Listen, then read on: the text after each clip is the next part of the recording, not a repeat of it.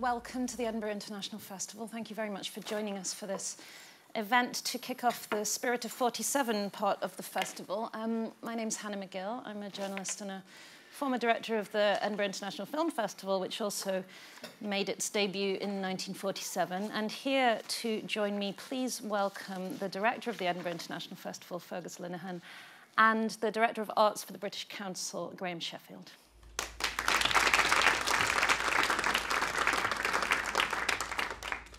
I think it's quite easy for all of us, whether we live here or not, and whether we participate directly in festivals or not, to sort of take for granted the fact that they exist and to not really think about where they came from, or to assume that they sort of grew organically out of what was happening in Scotland at the time.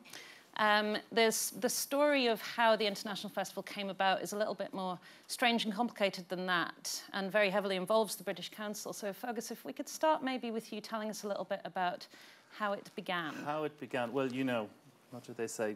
Success has many parents and failure is an orphan. So it has many parents, and many people claim to be the genesis of it. I mean, the story goes that Audrey Mildmay, who was in Glyndebourne, was walking around with Rudolph Bing and looked at the castle and went, "Wouldn't this be a wonderful place for a festival?" But then there's another more pragmatic story, which is that Glyndebourne Opera really needed another date somewhere, and we're kind of fishing around the UK for one, and started to talk to Oxford. Actually, was the preferred site. But that Henry Harvey Wood from the British Council bumped into Rudolph Bing somewhere and started to suggest that Scotland might be a good place for it. And then, so that began a conversation with the City Fathers in Edinburgh. And the thing that actually kicked it off was the Earl of Rosebery thought this was a terrific idea. He wasn't very interested in culture, but thought it would be good for tourism. And his horse won at the Gold Cup, and he won £5,000. And he said, "Look, I'll chuck in £5,000." And that got the ball rolling. I mean, but there were a couple of things at play. I think it was extraordinarily lucky that Rudolph Bing, who was sort of the great music impresario of his time, really happened to be in the UK because, as a Jewish man, he had to leave Berlin in the 40s. So we happened to have in our midst probably one of the great kind of impresarios of our time, combined with obviously the beauty of the city. Edinburgh had not suffered the same damage as other cities. So a combination of fortuitous elements and some kind of rather visionary people. Mm-hmm. And the timing itself, the fact that this was just post-war, and Glyndebourne I think had been dark for the period of the war and had been used as a hospital, so it was partly to do with reviving those aspects of culture in the UK that had been quieted during the war, but also a bigger project to kind of bring people together via culture. I think so, and from that point of view, I think people, you know, it was very unusual in the sense there were lots of festivals. Obviously, Cannes was there doing film, and Venice was doing the Biennale, and so forth. But the idea of a festival founded upon an ideal of reunification and healing was very unique, and I actually think that's why it had the capacity to grow in the way it did, because its focus wasn't narrow. It was set up a very broad church. And what about the position of the British Council then? Well, it's very interesting, this whole timing issue, because the council had been set up in 1934 as a response to the rise of fascism and right-wing thinking in Europe, as a means of creating what was called a friendly knowledge and understanding of the peoples of the world in the UK and vice versa, which is curiously close to the mission and the words, indeed, of the founding idealism of the Edinburgh International Festival. And I was looking, because Fergus asked me as we were preparing for this, what on earth were the British Council doing? We know why they're in Scotland now, but what on earth were they doing in Scotland in the 1940s? Well, the reason was, reading through some of the old annual reports, which I've managed to find, is that because there were so many what were known as involuntary migrants to the UK in the late 30s, including lots of Jewish exiles and also people from Eastern Europe and so on, and also during the war there were more foreigners coming here involuntarily, as it were. The British Council found it easier then to spend the grant it had, and the grant system I won't go into, we don't have the same system now, but they found it easier to spend the money in the UK than actually overseas, and we were set up to spend it overseas. So we did a lot around language learning and finding ways to make people feel welcome and at home in the UK and also identify themselves and their own cultures, but in partnership with the UK and its own different cultures. And there is, those of you who read the newspapers and online will notice some very, very similar situations around that time and what's going on now in how we're approaching international affairs.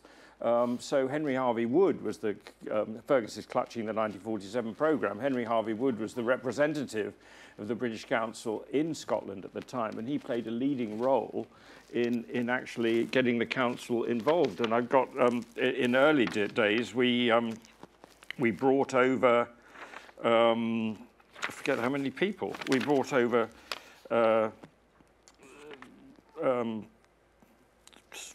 delegations from 30, 40 countries, for overseas students of 40 nationalities in the first, and British Council films were shown in the Documentary Film Festival. There you go, and we were doing stuff. So, and there was an international house. So it was very much an international visionary idea, and the timing of the two initiatives was extraordinary, really. And I think that the fact that our programme was really put together by Rudolf Bing, who had had that experience of being exiled, I think informed it to a large degree. And of course, the bit of programming genius he pulled off was to get Bruno Walter, who was exiled in the US, reunited with the Vienna Philharmonic. And when you think about, you know, the Vienna Philharmonic was absolute establishment of of Nazi Austria. And I think it needed someone like that to pull off something like that. So I do believe it was a project which was really formed in the imagination of an immigrant and of someone who had been at the very center of what had happened in Europe. And presumably done in the face of some resistance. There must have been a sense that actually there was safety in just sticking to your own culture and your own people at this time. Yeah, I mean, I'm always amazed, you know, because I mean, you know, obviously the whole question of cultural boycott is always very real now, but there is actually a real sense of just almost exhaustion with the war, and I think there's a sense of kind of enormous relief that, you know, these peoples who are, you know, very close and we have so much to share in terms of our cultural heritage could put that aside. And that's the overwhelming sense I get, is just one of relief, and also just to do something nice. There was sort of this sense of returning to normal life and returning to normality.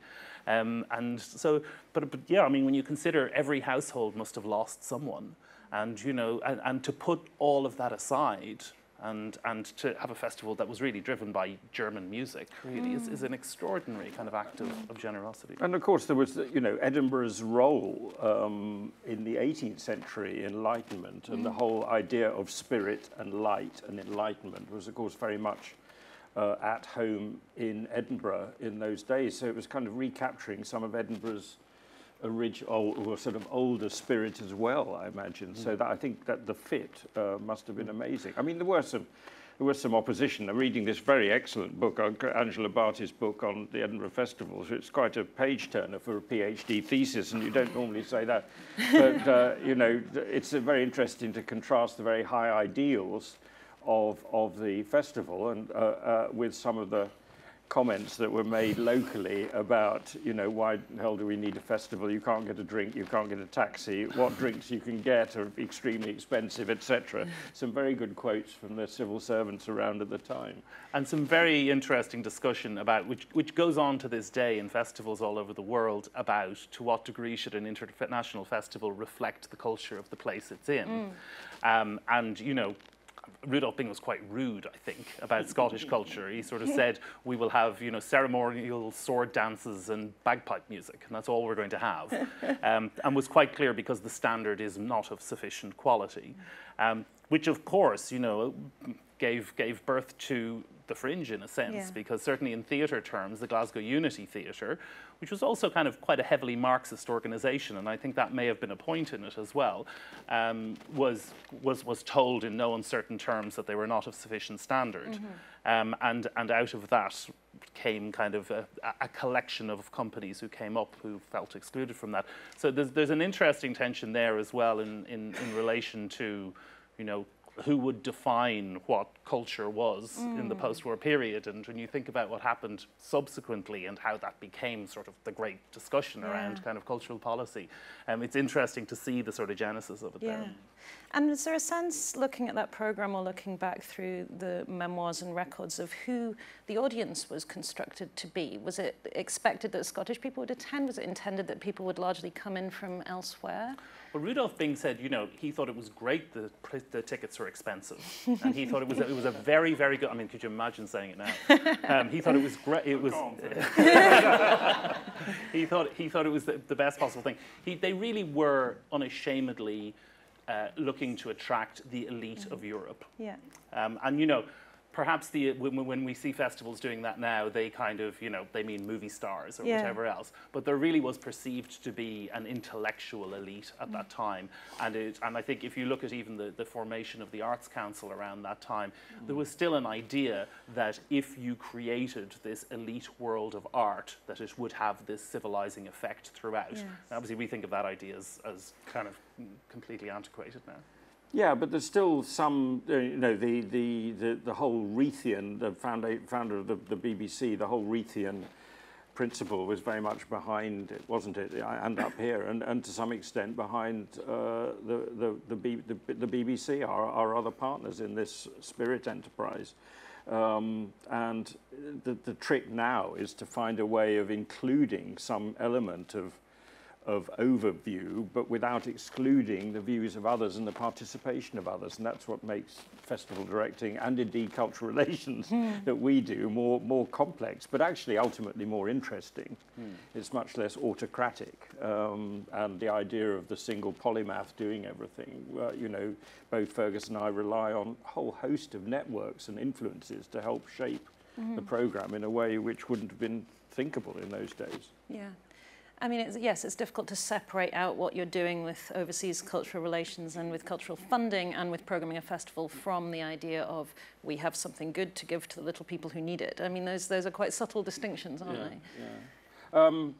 Yes, and I mean, I think the other big change is that, you know, when the British Council was set up, and indeed you can use the same word for the original festival, I think it was very much about projection of culture, whether it was projection of international culture to the visitors or to the local residents or whatever.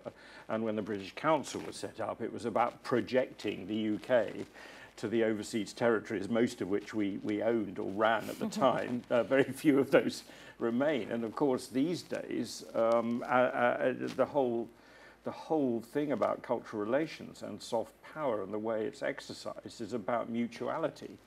And it's about expressing interest in the cultures that other people can bring. And you see that in the festival, you see that in the Fringe, you see that through the work that the British Council does, through our Momentum programme in partnership with Creative Scotland and Festivals Edinburgh, where we bring delegates from overseas and encourage them to network with the UK and to form new partnerships. Now that's a very different way of doing cultural relations from the old, here's what's fantastic about the UK. I mean, we still do some of that because we do have a very strong cultural sector. But it's, you only get the best if you show an equivalent interest in what others can bring you. I mean, I think as well, like, when you think about cultural relations at that time, I mean, 47, you know, we think of it as the festival, you know, the most important thing that probably happened was partition of India at that time, which happened on the 15th of August, I think. We were on the 24th. So the entire British Empire was just imploding at that time. We were about to have what would have been 3 million people arriving from those countries over the subsequent years. And so I think there's also a sense, I think, in 47 of a re-establishment of the order of things, you know, because people were beginning to question so many of those things. And essentially it was, you know, a statement of when you look at the photos at the front here, it's the church, it's the city fathers, it's the royal family, and it's the government and the British Council. So it's interesting from that point of view as to whether or not, you know, there was a statement by the British establishment about kind of what was the North Star that would lead us back to kind of harmony and order. And this was European civilization, isn't it? It's broadly Western European classics. Yeah. which I suppose gives us the... So I'm asking your question. You're going to leap right, in and go say ahead. what... Don't worry. What gave us the genesis for Well, yeah, this? this is the next thing to talk about, is what about this Spirit of 47 programme? What is it that's different about it? Why was it important to showcase a particular strand of work that would reflect some of the things about 1947? Well, I don't know who came... I don't know whether we came up with the idea together. I wait never remember... Wait till the end of it and well, let's see. Yeah. Broadly, I think somehow Fergus and I both, we've worked with the festival on and off over the last number of years, and we thought that maybe there was a chance to do something a bit special this year, given the British Council's early involvement. And we came up with the idea, really, of trying to re-establish, and these discussions were, of course, going on in the immediate aftermath of the June 2016 vote last year, and we both felt there was something to be said for trying to re-establish the founding, or restate the founding principles of the festival and the idealism that surrounded that, about internationalism and mutual understanding and tolerance and freedom of expression and all of those, in the context of today's geographies, in the context of today's political situation, the new world order. And so I will say, and it's just not going to be mutual congratulations, but it's been great to do this, because I feel that we've been able to add something to Fergus's excellent programme, but by bringing in some of our own networks and international contacts. For example, the sort of work from Iran or the work from Argentina, and some of the other dialogues which might not have found a home in the festival as it was, and actually to create something that restates that idealism in a contemporary sense. Mm-hmm. That's basically it, actually, isn't it? And I think so. I mean, for us, it was programmatically, it was very interesting. I mean, you alluded to something a little earlier about, you know, what international programming is. And, you know, there's obviously the role to bring in just a fully formed, beautiful piece from somewhere. But increasingly, I think internationally people have quite similar terms of reference. I think 20 or 30 years ago, if you went to Argentina, the artists there had a completely different set of terms of reference to what we had. And there was, you know, to be honest, some people thought it was almost like cultural tourism at times. There was a little bit of complaint about that, but there was a certain exoticism about that. But now people have they've got the same terms of reference, they travel more. Technology means we're all looking at the same things. And what it often means now is sort of the intersection. So you have the work of, say, the Royal Court working with writers all over the world. Obviously, on this stage, Argentinian and British people working together. And that intersection is really messy. It isn't a question of just me landing in and doing the gladiatorial. So that process, I think, requires partnership with people on the ground. And requires a lot of patience and development, which I think is kind of an interesting question anyway about the authorship of festival programs anyway. You'll know this from the film festival anyway, that this idea that there is this single figurehead, you know, this polymath who will decide what is culture and what is not. It is genuinely becoming much more of a conversation. And that sounds lovely. It's actually very, very difficult. Because somebody still has to take a decision in the end. It's time, but it does really mean you need kind of those networks. Yeah. There's also the issue that anything that is publicly funded, and this goes for the festival and for the British Council as well, anything that has government support is open to the accusation, which is very prominent in these days of questioning of elites and cultural gatekeepers and so on, that it has the sort of rubber stamp of being approved by a powerful elite, being inherently pro-imperialist, or however you want to put it, or being somehow in service of an agenda that is to do with prioritizing our values or whatever. Is that a difficult thing to negotiate in these days? Ooh. Yes, it is, and it's something certainly we wrestle with. I mean, Fergus probably has more stakeholders. I mean, you've got several different stakeholders at that level. I mean, the thing that's changed for the British Council is, of course, in 1934 and for many years after, we were broadly fully funded by the Foreign Office. And although we are a royal charter, we are a charity, we work to the royal charter and we work to that royal charter. We are aligned with the UK, but we are not answerable in the same way that a subservient organisation. Now, treading that line is extremely delicate, and we have to do it with tact and diplomacy because we are cultural diplomats, and it demands a certain amount of flexibility. It's very interesting. Now, our funding is largely not government. You know, we are only about 15%, 15% of nearly £1 billion turnover funded by the state. The rest of it comes from teaching, our exams income, our contracts work in society and so on. It's a very big operation. But we still feel an affinity with the UK and obviously have to work. But we can do more sometimes than the diplomats and the politicians because the arts can go into areas where it's very difficult for politicians to go, viz. The work with Argentina, which we're doing a lot of cultural work with Argentina now, and the minefield that's the show on tonight caused quite a few robust discussions between us and other authorities around whether this was a good thing to do. In the event, I think it hasn't challenged the government's position on post-war, but it's opened up a number of different dialogues that enable relationships to be built on positive elements rather than negative elements. Ditto Iran. And that's the value of the British Council is that the soft power agenda is not run by government, it's long-term, it's not transactional, and it's mutual. And that is very different from the sort of normal channel of diplomacy. Can you briefly explain what it is you mean by soft power? Yeah, I hate the phrase, but you know, it's there and everybody uses it, and it's shorter than anything else. You look up Joseph Nye, who invented it, you'll find it's basically the deployment of a nation's assets other than trade and defence and politics in the developing of international relations. So obviously the arts, sport, science, education, language, all of those come into play. And the difficulty is they're very hard to measure. You know, everybody always wants metrics. Well, you know, I've met thousands of people during my few years at the British Council who said, yes, I had a British Council experience learning English in Uganda or getting a scholarship to a university or having an internship or something. And that has led to a greater understanding of the UK and a love of the UK. Now, these things are very difficult to measure. You do not tick a box.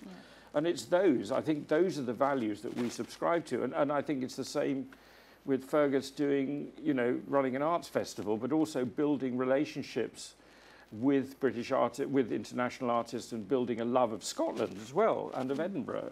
It's a long-term game, and it's much better done independently, even though obviously you have a responsibility to your key stakeholders. Does that explain? Yeah. It's almost like, you know, I mean, the whole question of cultural identity is very complicated at the moment. You know, I arrived into Scotland at the just as an independence referendum was about to begin. Came through that, and the question of, you know, the question of Scottishness and the question of being British, and then obviously we went straight bang into a Brexit conversation, which was again about, you know, being Europe or being British or being Scottish or where you're from. And those kind of areas are really complicated to negotiate because they obviously, the thing is, it's become incredibly divisive. And you know, it's, I mean, you know, it's always, you always have to kind of try and discipline yourself just to try to walk a reasonable line on these things. But at the same time, you can't be so saccharine and vanilla that you don't actually have an opinion on anything. And so, you know, the idea, this is always a challenge, which is, you know, the idea that the arts are kind of rather ephemeral and cut away from this. They're not, you know, the artists are engaged with the day-to-day kind of struggles and debate that's going on. And so the question you're always trying to figure out is, how do we do this without institutionally saying we're coming down on one side or the other, but at the same time saying, you know, we're a proper platform. And that's been increasingly difficult, I would say, in the last sort of 5 to 10 years. Yeah, but I think the reason, part of the reason is that, of course, so many artists now, I think I can remember back to the late 60s and the 68 and the riots and all of that. I wasn't a bit young to take part. But I can't remember a time when, and I could be challenged on this, when artists have been so socially and politically engaged as they are now, both in the UK, and not everybody, but in general, and also overseas. I mean, in the Middle East and North Africa, and we've got delegates who are coming here to talk about arts in post-conflict situations. It's hard to find an artist in the Middle East who isn't politically engaged. And yet we've obviously got to work with these people in a different environment here. But I think it's a very highly charged sector now, in a way which is, I think, producing some very interesting work, and not only political work, but social work, arts and social change, in which we do quite a lot at the British Council, and which is evident in our other partnership with the Fringe, which has been going on 20 years, with the Edinburgh Showcase, which takes place at the other end of the International Festival. But there's no doubt. I mean, I think this goes for probably more for the British Council, but also for us is you know, we are international ambassadors, and we're ambassadors for the city and for the country. And at what point do you draw a line in terms of, you know, you need to get close to that, certainly, because you're aware of that role. But at the same time, you can't go too far down that road. We're not the diplomatic corps. And there are places the diplomatic corps would go that we won't. And so that's certainly, you know, that's something that you've constantly got to watch. And I think that's sort of, I think that's just going to get more and more pronounced. But I think whatever side of the fence you are or on the vote, I don't think anybody could disagree that actually the UK's international organisations, such as the British Council, such as the BBC, such as festivals like Edinburgh, those with an international perspective and an international agenda, are now more significant than they were before, because it's essential for the future good of the country that we build those links and maintain those links and strengthen those links in a different political situation without making a judgment on that. Did you find, Fergus, that the process of programming was altered at all by what was going on in the UK political culture? Did you feel as if the relationships were altering with contacts in other countries as a result of the sort of tumult that was going on here?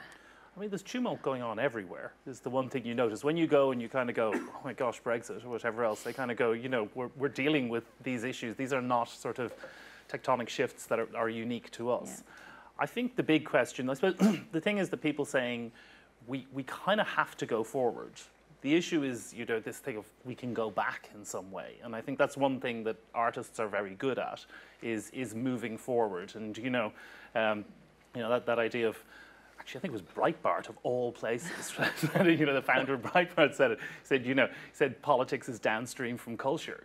You know, and it was something kind of in Northern Ireland as well, as often said, was that, you know, it took artists like Seamus Dean and Brian Friel to write the language of the piece before actually, you know, the politicians could step into it. And so we are moving forward, regardless of what anyone thinks. These movements of peoples is not going to change. The way we communicate is not going to change. So we have to imagine what's going to happen.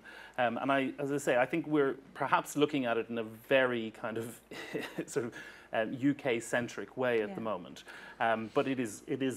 That's why I think it's very valuable. But it's messy, and there's going to be, you know, trying to find clean answers with it is a fool's errand, I think. And what about that question that we were discussing about 1947, about who the audience was intended to be? I mean, this is something that comes up a lot for all of the Edinburgh festivals and for all arts events generally. Who is allowed in? Who feels included? Who can afford to come?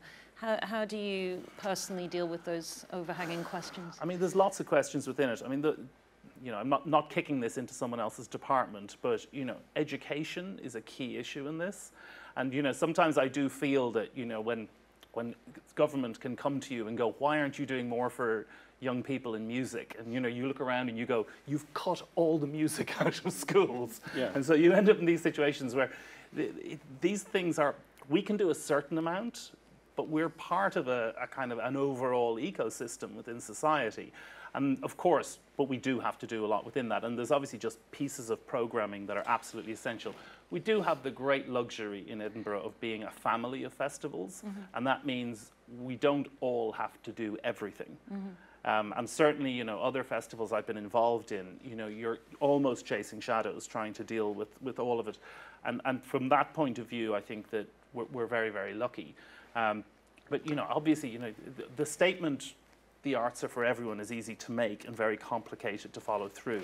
But I do think we also need, and, you know, it's the Year of Young People in Scotland next year, and that's probably the key issue. And if you talk about the 70 years, the next 70 are certainly going to be dependent on what we do, an organisation like the British Council, but I think it's going to exist or not exist within what we're all doing in relation to young people and education. There's one flippant answer and one serious answer from our point of view. One is, I know who the audience is on Mondays in Edinburgh because I was coming on the bus up here earlier and there were a lot of Edinburgh people and I was saying, you're going to something. She said, the woman in the family said, yeah, I'm going several shows today. It's 2 for 1 on Monday for Edinburgh residents. So it's clearly for Edinburgh residents is a Monday. I don't know whether you do 2 for 1, do you? Well, we have other things. Oh, right. But more seriously, I mean, in terms of, we're constantly thinking, and I think this was something the British Council wasn't good at a while ago, in actually defining who its audience was overseas, because the bulk of our work, of course, happens overseas. And we're making a great effort to reach more people through digital platforms now, and not just in terms of marketing, but in terms of engagement and meaningful work online, because when you're in a country like India or China, where there are millions and millions of people, you can only scratch the surface in doing face-to-face work, and of course the cost of doing that at a level. So we're trying to find ways to do meaningful cultural relations in the arts and in education and in English online, and that has to be the way forward, but you have to keep the face-to-face because that does give you a different level of engagement, but the aim really is to bring the digital up to a level where it really means something, and that will help the UK's influence if we can achieve that. But that's a long-term game, and you know we have to put all our efforts into that. I mean, programmatically, it's got a little easier because people aren't quite as tribal. If you look at 47, that audience were going to what they were going to, and I think it was much more stratified. You know, we can do Valkyria last night and we can do PJ Harvey and it doesn't seem totally incongruous. People's tastes are much more diverse, so that gives us a lot more space to play with. And you know, people use these expressions, high and low art. I mean, I don't think the public think in those terms. So that's given us, I think, a lot more flexibility to do programming that I hope is kind of coherent across different tastes. That division between high and low art, you say the public don't think like that, and yet it's such a persistent obsession, maybe particularly with the press, or I don't know, when it comes to questions about where money is given out, this is for a certain section of people, this doesn't help this section of people. I mean, is there something in that, or is that purely just a prejudicial view? Of course there's something in it. You know, the class system hasn't gone away. And, you know, the fact of the matter is there are areas of artistic practice that require a lot of pre-knowledge. And, of course, the people who have that pre-knowledge are people with particular educational backgrounds and. So, you know, I'm not being naive about that. But I don't think people should be... I think expertise is also not something to be kind of, you know, run down in any sense. I mean, I have to say, you know, go to a 5-day cricket match, you know what I mean? Go to a test match. You really need to know an awful lot about cricket. And so some people have areas of intense knowledge, and what we can't do is just pull everything back to a kind of a common denominator of knowledge. But I think the main thing for me is always not that, you know, you have a very particular audience at a certain kind of event. It's that you then have another different type of audience at another one. I think it's when you're singularly appealing to a particular demographic that you're in trouble. But picking up Fergus's point earlier, it does go back to education. Education, of course, is the root of pretty well everything we do at the Council, whether it's language learning or providing opportunities for UK students overseas and overseas students to the UK and in the arts. And if the education system continues to militate against creativity in the core curriculum, then basically we are all doomed. As they said in Dad's Army, doomed, Captain Mannering, we're doomed. I won't attempt the Scottish accent. And it's really ironic that in the job I do, we go to so many countries and we work with so many countries where the creative economy, which is actually one of the fastest drivers of economic growth in this country, is seen as a major plank of economic and social development. And they come to the UK for our expertise, where at the same time we are not emphasizing the importance of the humanities and creativity in the education system. And until that's addressed, I don't think we will make the giant strides that we are perfectly capable of doing. And I don't think this is a party political thing. I think this is just a cultural thing. The penny or the new bow or the whatever, it hasn't dropped. We just can't quite get that right. And something I'm very passionate about and which we're working on. But we have huge demand overseas for those kind of creative skills, whether it's in gaming, in digital, in making, in design, in fashion, across the piece.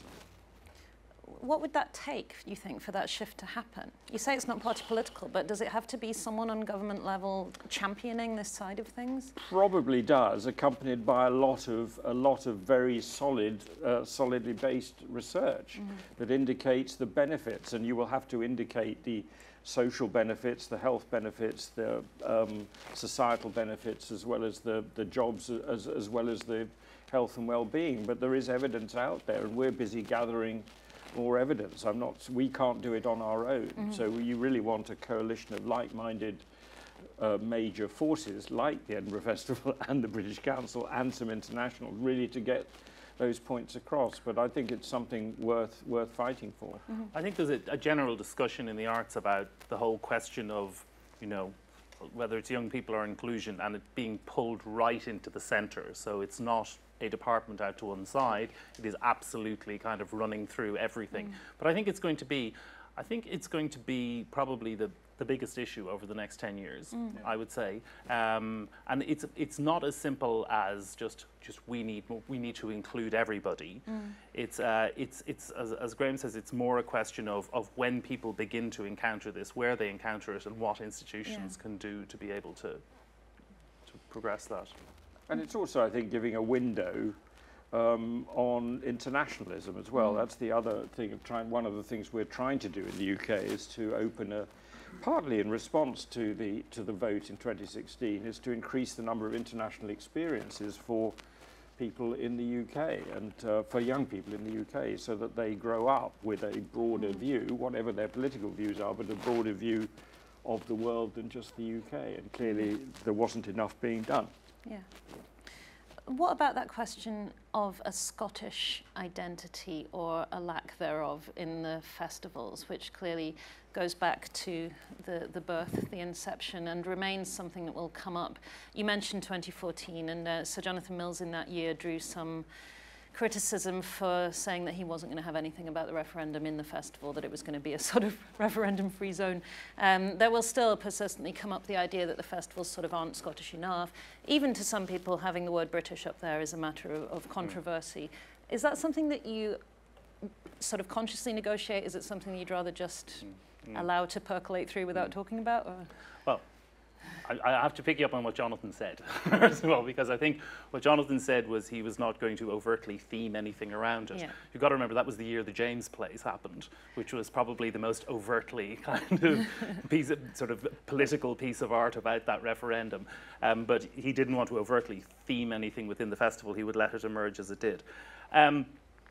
However, I mean, I think I feel very comfortable with sort of the balance of, you know, this festival speaking about Scotland and being international at the same time.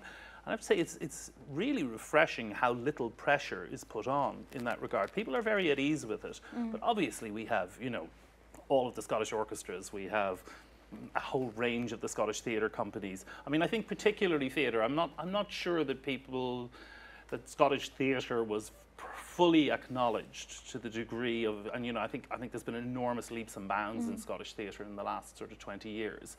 But I personally don't feel in any sense that there is a sense that it is now underrepresented. And I certainly don't feel any anxiety about, you know, the quality of what happens here in Scotland and that balance. I mean, I can see how it was much more of an issue in the past, and down to the fact that the festival office wasn't in Edinburgh, it was in London. And so you know, that's there. Of course, there are always questions. You know, there's never been a Scottish director of the festival, and there are always issues kind of within that. But I would say at the moment, I hope, and obviously it's for others to say this, but I would hope that the balance between the local and the international is there. It's always a really interesting discussion because you talk to certain members of the public and they go, well, these are the 3 weeks we don't see the Scottish company, you know? Yeah. The other 49 weeks we do. So you've also got to figure out what's special in relation to it. I don't think. All I'd say is I think you mentioned the word British. I think the word British is still a major strength for the UK. I think we are much better, though I'm sure we can do better still, at reflecting the different parts of the UK and the devolved governments and the devolved cultures, the devolved nations within the UK. But they're much stronger than I remember them being 10 years ago. I mean, I know that our offices in Belfast, in Edinburgh, and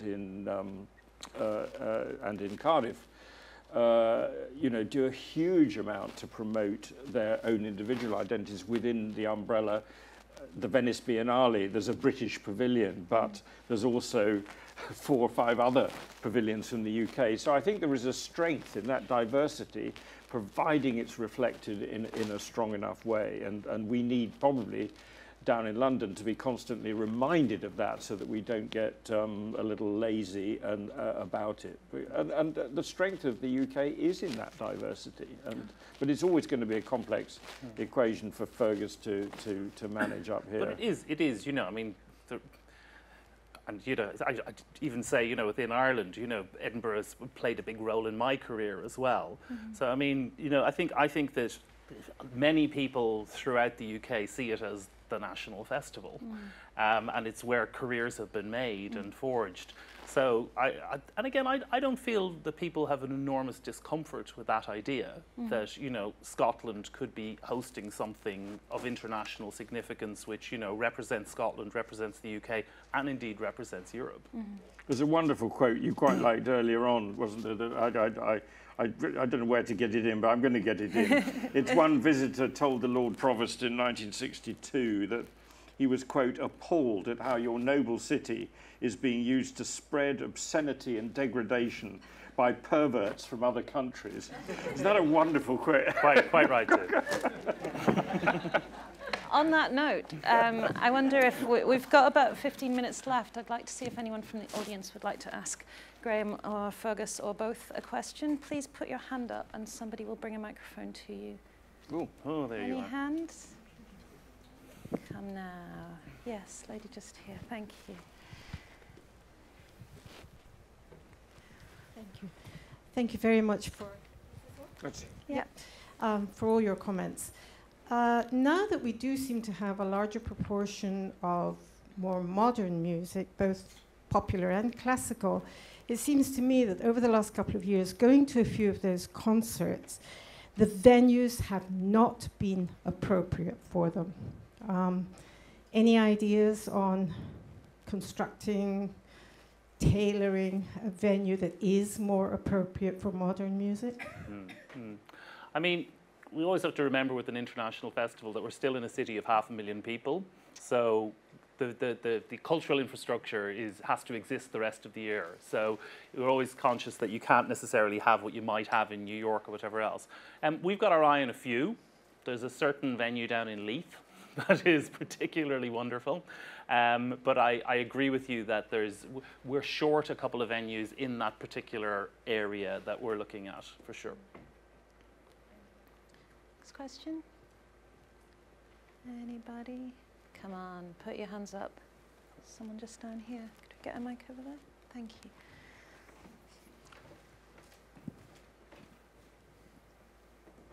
You were talking a little earlier about what the importance that the festival can bring for the future in terms of teaching people of other cultures other than their own. But when it comes, and that there's always going to be the problem of when do you cross the line of not taking a stance.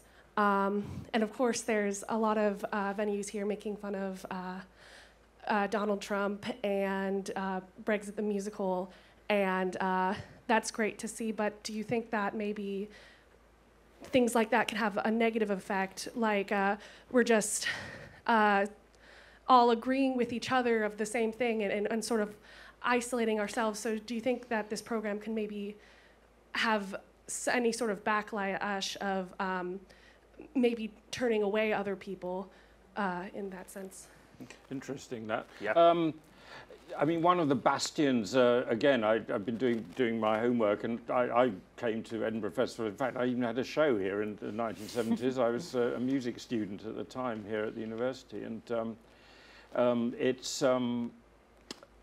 one of the founding principles, which was fought for sometimes in the courts back in the 60s, was around freedom of expression. And the freedom of expression, and against the obscenity laws and against the laws around homosexuality and so on. And that was a very live and dynamic issue in the 60s. And I think the festival itself has built a strength on those freedoms, which I think it would be hard to go back on now. And I think it's a very important part of both, I think, the festival, the curated festival, but also the uncurated festival, the fringe, the strength of the fringe and the other festivals, that people can still turn up and say what they think. And those are the values that, that the British Council itself shares, and which we all share in the UK, and what makes the UK still such an attractive place to come. Yes, you can go and disagree with Brexit or Trump or whatever else it is, but people have a right to say that, and if they can put the show on. So, you know, we have to engage on a wider scale with a number of governments and countries with which we do not agree. If we only engaged at the British Council with those countries with which we agreed, there would be a very, very short list. You know, I'm taking a delegation of cultural, I think, Fergus, you're coming on one with me to Argentina later on in the year. I'm taking a delegation of cultural entrepreneurs to Saudi Arabia. Quite a controversial thing to do, given their record on human rights and empowerment of women and so on and so forth. But we believe that actually engaging is a better way than not engaging. And what we try to do is advance the agendas in a constructive and meaningful dialogue, not expecting anything to change overnight.